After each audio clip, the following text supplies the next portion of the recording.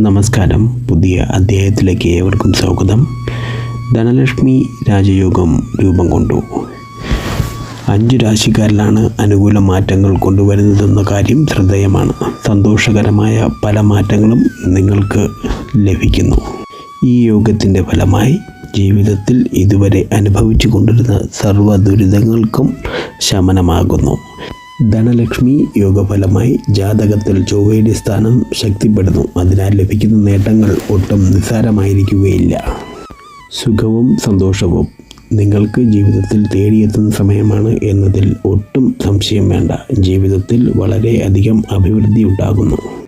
നക്ഷത്രങ്ങൾ: പുണർദം പൂയം ആയില്യം, ഉത്രം അത്തം ചിത്തിര, ചോതി വിശാഖം, മൂലം പൂരാടം ഉത്രാടം, അവിട്ടം ചതയം പൂരുരുട്ടാതി.